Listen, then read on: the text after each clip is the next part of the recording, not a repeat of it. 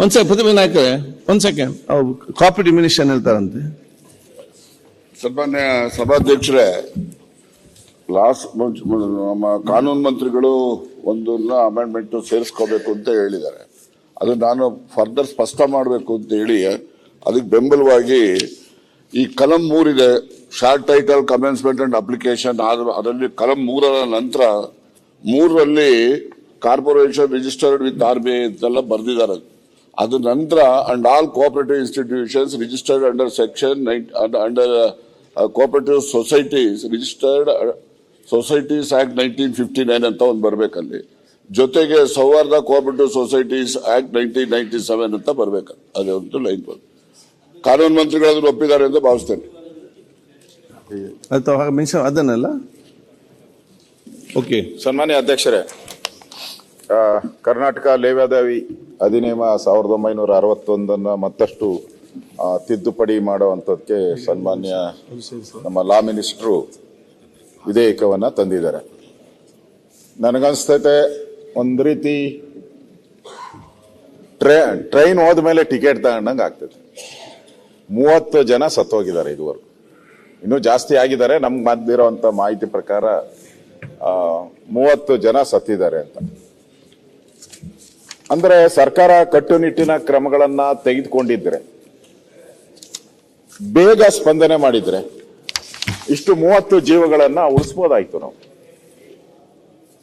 ಎಲ್ಲರೂ ಇವ್ರು ಯಾರೂ ಸಾಹುಕಾರಗಳಲ್ಲ, ಇವ್ರ್ಯಾರ ದೊಡ್ಡ ಇಂಡಸ್ಟ್ರೀಸು ಮಲ್ಯ ಈ ತರದವರಲ್ಲ, ಎಲ್ಲ ಬಡವರೇ, ಎಲ್ಲರೂ ಬಡವರೇ, ದಿನನಿತ್ಯದ ಕೂಳಿಗಾಗಿ ಕೂಲಿ ಕೆಲಸ ಮಾಡುವಂತ ಜನ.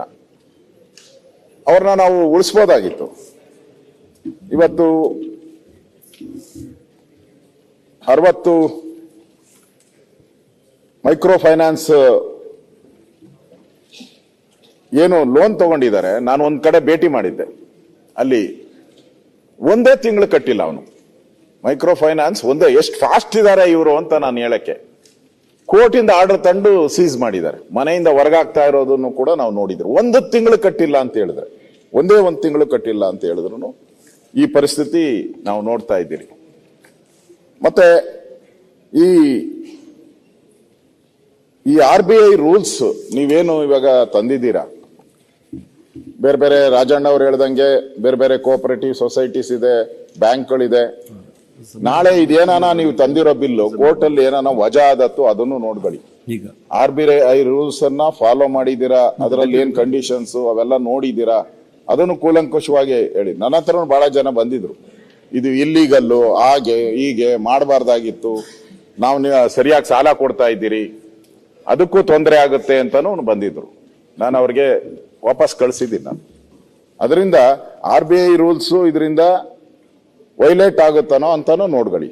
ತಾವ್ ಹೇಳ್ದಂಗೆ ನಾನು ಮಂಡ್ಯದಲ್ಲೂ ಹೋಗಿದ್ದೆ. ನಾನು ನಿಮ್ಮ ಯಾವ ಮಂತ್ರಿಗಳು ಹೋಗಿರಲಿಲ್ಲ. ಈ ಎಲ್ಲಾ ಘಟನೆ ಆದಾಗ ಯಾವ ಮಂತ್ರಿನೂ ಎಲ್ಲೂ ವಿಸಿಟ್ ಮಾಡ್ದಂಗೆ ನನಗೇನು, ನಾನಂತೂ ನೋಡ್ಲಿಲ್ಲ. ಮಧ್ಯ ಮಂಡ್ಯದಲ್ಲಾದಂತ ಘಟನೆ, ಅಲ್ಲಿ ಆ ಪೊಲೀಸರೇ ಹಿಡಿದು ಎಳೆದು ಆಚೆ ಹಾಕ್ತಾರ ಆ ತಾಯಿನ. ಅಂಗನವಾಡಿಯಲ್ಲಿ ಕೆಲಸ ಮಾಡ್ತಾಳೆ ಅವಳು. ಪೊಲೀಸರು ಈ ಕೋರ್ಟ್ ಇಂದ ಆರ್ಡರ್ ತಗೊಂಡೋಗಿ ಪೊಲೀಸರು ಹಿಡಿದು ಆಚೆ ಹಾಕ್ತಾರ.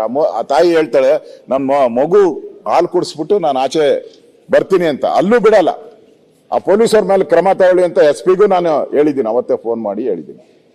ಅದಾದ್ಮೇಲೆ ಅವ್ರ ತಾಯಿನ ಕರೆದು ಅಲ್ಲೆಲ್ಲ ಅವಮಾನ, ತಾವು ಹೇಳಿದ್ರಿ ಅವಮಾನ ಆಗ್ಬಾರ್ದು ಅಂತ ಈ ವಿಧೇಯಕ ತಂದಿದ್ರಿ ಅಂತ. ಅವಮಾನ ಆದ್ಮೇಲೆ ಮಗನ್ ಗೊತ್ತಾಗ್ತೈತೆ. ಮಗ ಹೋಗಿ ಕೆರೆಯಲ್ಲಿ ಬಿದ್ದ ಸೋತೋಗ್ತಾನೆ. ಒಂದೇ ದಿನದಲ್ಲಿ 2. ತಾಯಿ ಒಂದಿನ ಸಾಯ್ತಾಳೆ, ಸಂಜೆ ತಾಯಿ ಸತ್ಲು ಅಂತೇಳಿ ಆತ್ಮಹತ್ಯೆ ಮಾಡ್ಕೊಂಡ್ಲು ಅಂತೇಳಿ ಮಗ ಹೋಗಿ ಕೆರೆಯಲ್ಲಿ ಬಿದ್ದೋ ಸತ್ತೋಗ್ತಾರೆ. 2 ಒಂದೇ ಮಂಡ್ಯದಲ್ಲಿ ನಡೆದಂತ ಘಟನೆ ನಮ್ ಕಣ್ಣು ಮುಂದೆ ಇದೆ. ಅದರಿಂದ ಇವರು ಸಾಮಾನ್ಯ ಜನ ತಾವು ತಿಳ್ಕೊಂಡಿದ್ರೆ ಈ ಬಿಲ್ ತಂದ ತಕ್ಷಣ ಏನೋ ದೊಡ್ಡ ಪರಿವರ್ತನೆ ಆಗುತ್ತೆ ಅಂತ. ನನಗೇನೋ ಹಂಗನ್ಸಲ್ಲ. ನೀವು ಬಿಲ್ ತಂದ ಮೇಲೂ ಸತ್ತಿದ್ದಾರೆ. ನೀವು ಬಿಲ್ ತಂದ್ಮೇಲೆ ಆಯ್ತು, ನಮ್ಮ ಮಾಹಿತಿ ಪ್ರಕಾರ 2 ಸತ್ತಿದ್ದಾರೆ ಅಂತ ಮಂಡ್ಯದಲ್ಲಿ. ನೀವು ಒಬ್ಬರೇ ಅಂತ ಹೇಳ್ತೀರ. ಬಿಲ್ ತರೋದಲ್ಲ ಇಂಪಾರ್ಟೆಂಟ್ ಪಾಟೀಲ್ರೆ, ಹೇಗೆ ಅದನ್ನ ನೀವು ಇಂಪ್ಲಿಮೆಂಟ್ ಮಾಡ್ತೀರಾ ಅಂತ. ಇರೋ ಕಾನೂನಲ್ಲೇ ಬಡಿಬೋದಾಯ್ತು ಅವ್ರನ್ನೆಲ್ಲರೂ. ಒಬ್ಬರನ್ನ ನೀವು ಇಷ್ಟಾಗಿದೆಯಲ್ಲ, ಈಗ ಬಿಲ್ ಬಂದಿದೆ, ಓಕೆ, ನಾವೇನು ವಿರೋಧ ಮಾಡಲ್ಲ ಬಿಲ್ಗೆ. ಬಿಲ್ ಬಂದಿದೆ, ಓಕೆ. ನೀವು ಇರೋ ಒಬ್ಬ ಈ ತರದಾಗಿದೆಯಲ್ಲ, 30 ಜನ ಸತ್ತಿದಾರಲ್ಲ, ಯಾರನ್ನಾದ್ರೂ ಒಬ್ಬ ಫೈನಾನ್ಸ್ ಅನ್ನ ಜೈಲ್ಗೆ ಹಾಕಿದ್ದೀರಾ? ಪೊಲೀಸ್ ಸ್ಟೇಷನ್ ಅಲ್ಲಿ ಕರೆದು ಕೂತಿರ್ಸಿದ್ದೀರಾ? ಏನೂ ಇಲ್ಲ, ಏನೂ ಆಗಿಲ್ಲ. ಒಬ್ಬರು ಜೈಲ್ಗೆ ಹೋಗಿಲ್ಲ, ಒಬ್ಬರು ಪೊಲೀಸ್ ಸ್ಟೇಷನ್ಗೆ ಹೋಗಿಲ್ಲ. ಸರ್ ನಮ್ ಅಂದ್ರೆ ಮೆಸೇಜ್ ಏನ್ ಕೊಡ್ತಾ ಇದ್ದೀರಿ ನಾವು? ಸರ್ಕಾರ ಒಂದ್ ಮೆಸೇಜ್ ಅನ್ನ ನಾವು ಮಾತಾಡಕ್ಕಿದ್ದೀನಿ, ಆ ಮೆಸೇಜ್ ಅನ್ನ ನಾವು ಕೊಡ್ತಾ ಇಲ್ಲ. ಒಳ್ಳೆ ಎಚ್ಚರ ಆಯ್ತು. ನಮ್ ಸರ್ಕಾರದಲ್ಲಿ ಏನ್ ಮಾಡಿದ್ರು ಅಂತ ಬಿಲ್ ವಿರೋಧ ಮಾಡ್ತಾ ಇಲ್ಲ ಸುರೇಶ್. ನಾನೇನ್ ಬಿಲ್ ಏನು ವಿರೋಧ ಮಾಡ್ತಾ ಇಲ್ಲ ಡಾಕ್ಟ್ರೆ, ನಾನೇನ್ ಬಿಲ್ ಏನು ವಿರೋಧ ಮಾಡ್ತಾ ಇಲ್ಲ. ಮಾತಾಡೋದು ಸ್ವಲ್ಪ ಕಲ್ಸ್ಕೊಡಿ ನಿಮ್ಮ ಸದಸ್ಯರಿಗೆ. ಮಾತಾಡಕ್ಕೆ ಇದ್ದೀನಿ, ಮಾತಾಡೋದು ಕಡಿಮೆ ಮಾಡೋ. ಏನ್ ಮಾತಾಡಕ್ಕೆ ಇದ್ದೀನಿ, ಏನ್ ವಿಚಾರದಲ್ಲಿ ಏನ್ ಮಾತಾಡೋದು? ಏನ್ ಒಂದ್ ಸ್ವಲ್ಪ ಗೌರವ ಮಾತಾಡೋದು ಕಲ್ಸ್ಕೊಳ್ಳಿ. ಒಂದ್ ಸ್ವಲ್ಪ ನೀನು ವಿರೋಧ ಪಕ್ಷ ನಾಯಕರು ಮಾತಾಡಕತ್ತಾರ, ಆ ಬಿಲ್ಲಿ ಬೆಂಬಲ ಐತೆ ಮಾಡಿದ್ದ ಕಾಯ್ದೆ ಸರಿ ಐತಿಲ್ಲ ಅಂತ ಹೇಳಿ ನಾವು ಅದಕ್ಕೆ ಕೊಡ್ತೇವಲ್ಲ. ನಿಮ್ ಸರ್ಕಾರ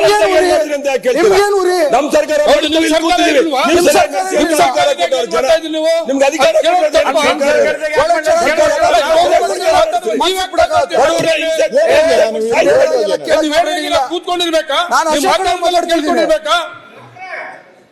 ಒಳ್ಳೆ ಬಿಲ್ ತಂದಾರ, ಅದ್ರ ಬಗ್ಗೆ ಡಿಬೇಟ್ ನಡೀತಾ ಇದೆ, ಕೂತ್ ಕೇಳಿ, ಏನ್ ತೊಂದ್ರೆ ಇಲ್ಲ. ಸನ್ಮಾನ್ಯ ಅಧ್ಯಕ್ಷರೇ, ನಮ್ಮ ಆಡಳಿತ ಪಕ್ಷದ ಗೌರವಾನ್ವಿತ ಸದಸ್ಯರು ಬಿಲ್ ಮೇಲೆ ಇದೆಲ್ಲ ಯಾಕೆ ಮಾತಾಡಬೇಕು ಅನ್ನೋದು ಅವರ ಅಭಿಪ್ರಾಯ. ಅಲ್ಲ ಅಲ್ಲ ಅದನ್ನೇ ನಮ್ಮ ಲಾ ಮಿನಿಸ್ಟರ್ ಹೇಳ್ತಾ ಇದ್ದಾರೆ ಇದು ಅನ್ಯಾಯ ಅಂತ. ಏನೇನ್ ಘಟನೆ ಆಗಿದೆ ಅಂತ ಅವರು ಹೇಳಿದ್ರು, ಏನ್ ಅನ್ಯಾಯ ಆಗ್ತಾ ಇದೆ ಅದನ್ನು ಹೇಳಿದ್ರು. ನಾವೇನ್ ಅವಾಗ ಅಬ್ಜೆಕ್ಷನ್ ಮಾಡಿದ್ರ? ಏನ್ ಮಾಡ್ಲಿಲ್ಲ. ಇಲ್ಲಿ ಬಹಳ ಪ್ರಮುಖವಾಗಿ ನಾನು ಮಂಡ್ಯದಲ್ಲಿ ಹೋದಾಗ ನಾನು ಕೇಳಿದೆ ಅಲ್ಲಿನ ಜಿಲ್ಲಾಧಿಕಾರಿಗಳಿಗೆ, ಏನ್ರಿ ಇವರೆಲ್ಲ ರೆಕಗ್ನೈಸ್ಡ್ ಇದಾರ ಅಂತ. ಅವ್ರು ಹೇಳಿದ್ರು 60 ಏನ್ ಈ ತರ ಮೈಕ್ರೋ ಫೈನಾನ್ಸ್ ಇದೆ, 60ರಲ್ಲಿ 18 ಮಾತ್ರ ರೆಕಗ್ನೈಸ್ ಇದೆ, ಉಳಿಯೋ ಯಾವ ರೆಕಗ್ನೈಸ್ ಇಲ್ಲ ಅಂತ ಹೇಳಿದ್ರು. ಮಂಡ್ಯದಲ್ಲಿ ನಮ್ DC ನನಗೆ ಹೇಳಿದ್ದು ಫೋನಲ್ಲಿ. ಅಂದ್ರೆ 60ರಲ್ಲಿ 18 ಮಾತ್ರ ರೆಕಗ್ನೈಸ್, ಉಳಿದವೆಲ್ಲ ಹಂಗೆ ಬೇನಾಮಿಯಾಗಿ ನಡೀತಾ ಇದೆ. ಅಂದ್ರೆ ಅಲ್ಲಿನ ಪೊಲೀಸಿನ ಆಡಳಿತ ಹೆಂಗ್ ವ್ಯವಸ್ಥೆ ಇದೆ, ಪೊಲೀಸರು ಏನ್ ಮಾಡ್ತಾ ಇದ್ದಾರೆ, DC ಏನ್ ಮಾಡ್ತಾ ಇದ್ದಾರೆ, ಇರೋ ಕಾನೂನಲ್ಲೇ ಬಡಿಬೋದಾಯ್ತಲ್ಲ. ಹಿಂದೆ ಯಾಕೆ ಆಗ್ಲಿಲ್ಲ ಇದು ಕೇಳಿದ್ರು. ಹಿಂದೆನೂ ಇತ್ತು ಅಂತ, ಹಿಂದೆ ಯಾಕೆ ಆಗ್ಲಿಲ್ಲ ಈ ತರ ಸಾವು ನೋವುಗಳು, ಇವಾಗ ಯಾಕೆ ಆಗ್ತಾ ಇದೆ ಒಂದೇ ಸರಿ ಒಂಥರ ಏಕಾಏಕಿ ಮೈಕ್ರೋ ಫೈನಾನ್ಸ್ ಇಂದ? ಆ ದೃಷ್ಟಿಯಿಂದ ನಾವೇನು ಬಿಲ್ಗೆ ವಿರೋಧ ಮಾಡಲ್ಲ. ಬಿಲ್ಲನ್ನ RBI ರೂಲ್ಸ್ ಏನಿದೆ ಅದ್ರ ಪ್ರಕಾರ ದಯವಿಟ್ಟು ಇನ್ನೊಂದ್ಸರಿ ನೋಡಿ, ಕೋರ್ಟ್ ಅಲ್ಲಿ ಬಿದ್ದೋಗ್ಬಾರ್ದು ಅನ್ನೋದು ನನ್ನ ವಿನಂತಿ ಅಷ್ಟೇ. ಬಿಲ್ಗೆ ನಾವೇನು ವಿರೋಧ ಮಾಡಲ್ಲ, ನಾವು ಸ್ವಾಗತ ಮಾಡ್ತೀರಿ. ಈ ಬಿಲ್ಲನ್ನ ದಯವಿಟ್ಟು ಈ ಏನು ಅನ್ಯಾಯ ಆಗ್ತಾ ಇತ್ತು ಅದನ್ನ ತಡೆಗಟ್ಟ ತಂದಿರೋದ್ರಿಂದ ನಾವು ಸ್ವಾಗತ ಮಾಡ್ತೀವಿ.